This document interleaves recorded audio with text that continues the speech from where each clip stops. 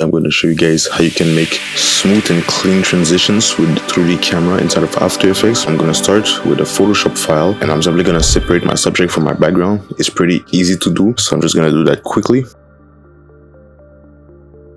So now that this is done, what I'm going to do is simply delete my characters from the original background. So I'm simply going to make a rough selection like that. And I'm simply going to click on generative fill.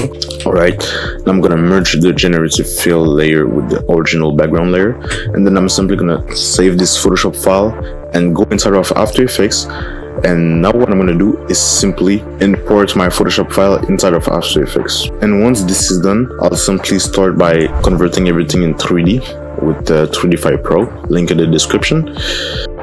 And now what I'm going to do is simply try to adjust the camera correctly. So I'm going to put it a little bit far away. I'm really going to scale the background up. So I'm going to click on this button right there. Now what I'm going to do is a simple animation. So I'll just start by pulling the camera this way. Okay, then I'm going to simply make a keyframe right there. And then another one right there. Alright. Now I'm going to click on these keyframes and click on F9 and make a simple graph.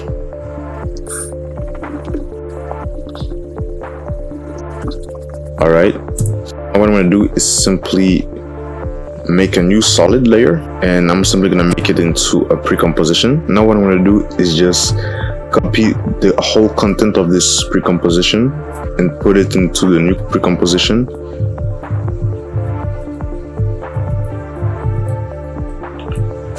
Like that. And now what I'm going to do is simply pick my 3D camera and just switch animation. So I'm simply gonna zoom it like so, and let's see how it looks. Alright, so I'll just put it like that, and now I'm gonna make another keyframe and position the camera like so, and I'll change the graph. So I'll just reset it by simply selecting all my keyframes, clicking on F9 and create a brand new graph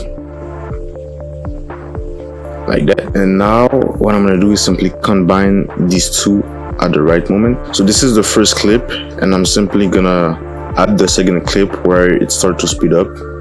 So right there, I'm going to add it like that. And this is how it looks. It was really easy and simple to do. It was not the most complex tutorial ever, but it's a really good technique that everybody should know on how to do. If you guys like this video and want to see more complex video about animation inside of After Effects, don't hesitate to watch this video right there, and I'll see you guys later.